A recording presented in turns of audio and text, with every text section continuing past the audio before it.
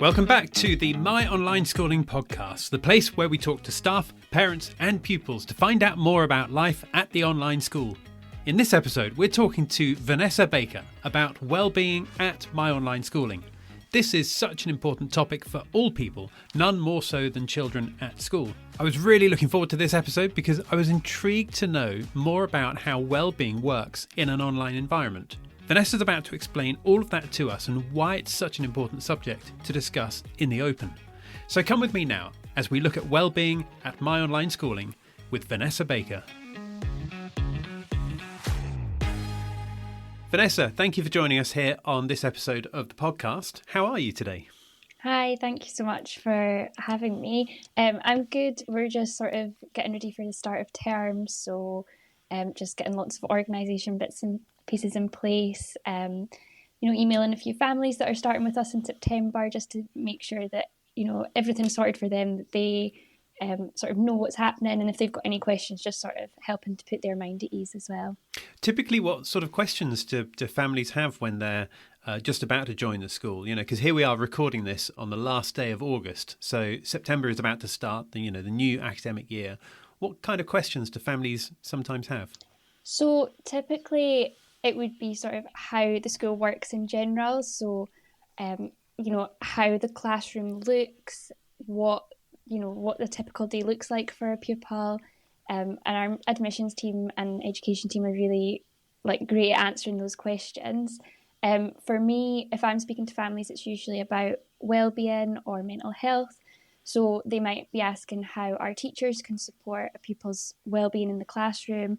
If a pupil is particularly anxious, they might have some concerns about using their camera and microphone. So it's just helping to put their mind at ease and letting them know that our teachers are able to support as much as they can. Okay, this is really good. I'm glad you said that because I've got a few questions surrounding well-being, and I'm going to be exploring that a little bit with you in a short while. But first of all, I wonder whether, because we're talking about the whole environment here of school life, if you could just tell us a little bit about your own schooling, so where you went to school and what your own experience of school life was like. Yeah, so I went to school in Arbroath, which is a small town just north of Dundee. So it was just Arbroath High School, very small. And yeah, it was fairly normal. It was a small school, so it was quite, you kind of knew everyone, and if your friends sort of lived quite close to you, which was nice. But yeah, I would say it was quite a normal experience for me. I would say that mental health and well-being sort of wasn't spoken about as much when I was at school. It was maybe just starting to become sort of a quite important issue that people were talking about.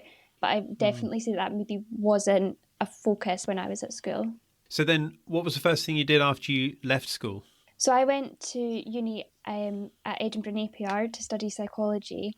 So that was a 4-year course. So I'm still in Edinburgh now, and it was really good to sort of move from such a small town to a much sort of bigger city and meet new people, moving out for the first time. So it was really exciting, and I really enjoyed the course as well, which was, it was really interesting and gave me a lot of insight into sort of mental health, child development, stuff like that. So it was really good. And so then how did you discover My Online Schooling? Because a lot of people don't naturally know about the world of online schooling. They're usually introduced to it in the last sort of couple of years or the last few months even for some people. What was your introduction to online schooling? So I was working at a primary school. After I finished uni, I worked at a primary school, and that was with children who had autism and other sort of diagnoses alongside that, mental health conditions as well. And because it was a primary school, it was just the typical sort of 9 to 3 hours. So I sort of was looking for something a bit more full time. And that's when I started looking, I came across My Online Schooling, and particularly the role I'm in was really interesting to me and sounded like exactly what I wanted to be doing. So that's how I sort of found it. And at first it was really new to me as well. I wasn't quite sure how online schooling worked, but as soon as you start to hear about it, and definitely once you've seen it in practice, you can just see it works so well. And it might not be something that you realise before. A lot of my friends and family have sort of said, well, how does that work? for younger children especially. But, as soon as you explain it, they're like, oh, that actually sounds really good. Like, you might not notice it, but yeah, it's really good. Okay, so here we are then. We're recording this, like we said, on the last day of August, but we're here at the start of a new academic year. And this is the second term that the school has been running this school podcast. So the listeners who are hearing this right now, what can they expect to be a little bit different in this term compared to last term with regards to the school podcast? So this sort of term of the podcast, we want to focus on mental health and wellbeing, and want to really open up a conversation about mental health, get people speaking about it, break down that stigma even more, just to let people know if, they are struggling with a mental health condition, they're not alone. It's very, very common. So yeah, just to really start a conversation about that, to let people know about sort of our values as a school, and that we do really focus on mental health and wellbeing, inclusion, and supporting our pupils to thrive in a school environment as well. So it sounds like it's clearly an important and key topic within My Online Schooling. Tell me why that is. So yeah, definitely is. It's one of our main focuses. I would say it's mainly because it's so common for many children to struggle with a mental health condition. I think it's about 1 in 6 children, school-age children, that have sort of a mental health condition or that are struggling with their mental health. And so we just want to ensure that all the children at our school are supported, that we're doing what we can to sort of support their mental health in the classroom and out of the classroom as well. Because if mental health isn't supported, then they're not going to be able to get the most out of their education. So that's really important to us, just to make sure that they're supported to, reach their full potential and achieve what they can. Now, 1 in 6, that's a significant number, isn't it? It is, yeah. I think especially with, the past year with coronavirus and lockdowns, I think it has increased a lot. So a lot of children will have been sort of in isolation from their friends for quite a while. So it definitely has had a big impact. And what kind of mental illness or mental health conditions present themselves that you're seeing in everyday school life? I don't just mean within My Online Schooling, but everyday school life. So anxieties, I would say, is definitely the most prominent one. It can come from a range of issues, but for some children, it's just too much to be in a school environment. It's very, very busy in a sort of bricks and mortar school with the transition to other classes, walking through busy corridors. It's loud. There's a lot going on, so that can cause a lot of anxiety for children, as well as they've been out of school for quite a large amount of time with lockdown. Going back to school, that's a huge transition. It's really anxiety provoking for anyone, I would say. But especially if pupils already have an existing mental health condition, that's a big step to go back after being out of school for so long. And what else is there apart from anxiety issues? So we also, depression as well, sort of with the coronavirus and lockdowns, that isolation, not being able to see your friends and family as much as you normally would, that can be, have quite a big impact on children and adults, of course. But yeah, we do see that as well. For some children as well that have additional needs, so autism, dyslexia, so many others as well. It all kind of adds up, and there's already the pressure of having that to deal with, and then there's the school environment as well. It is a lot for children to deal with. So tell me something about the Learning and Wellbeing Hub. I mean, what is it and how does it work within the school environment?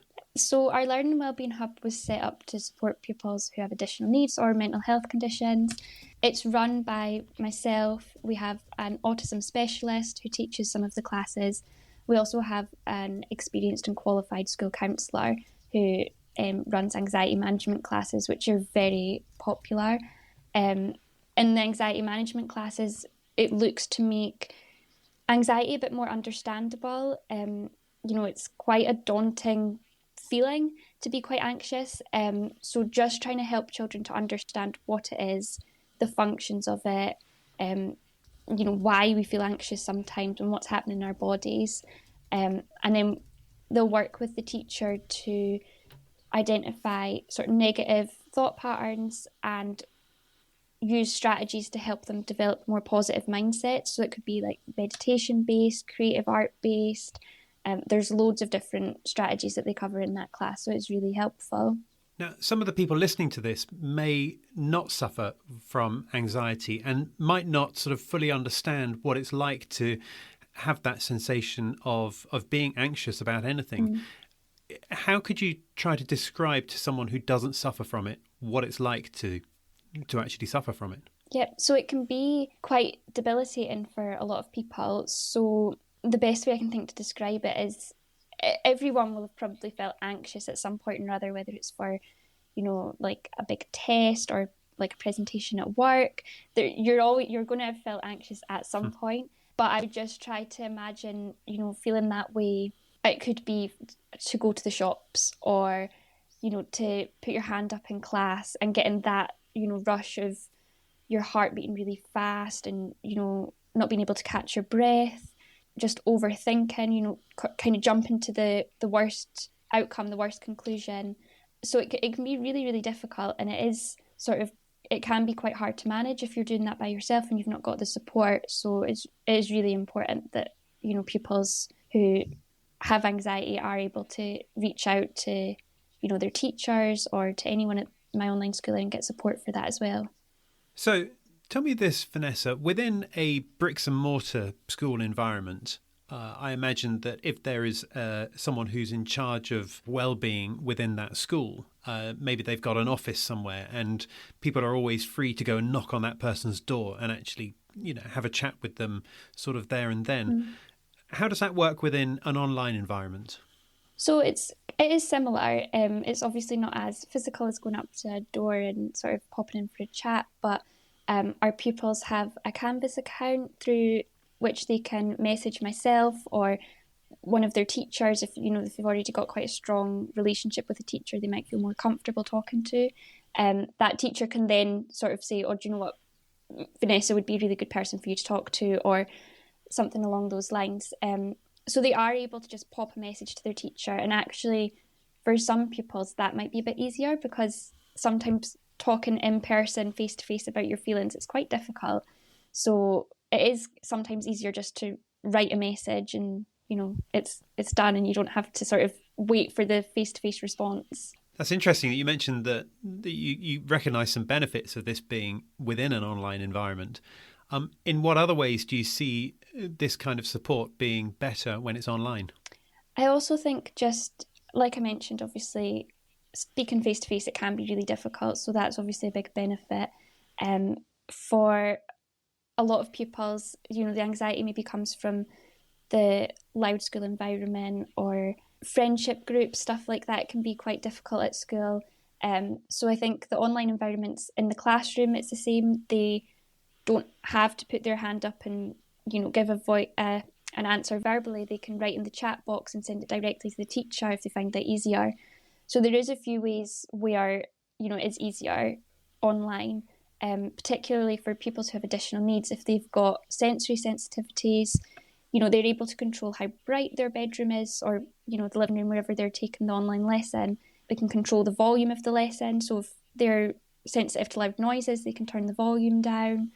Headphones as well, just to make it a little less distracting in whatever environment they're in.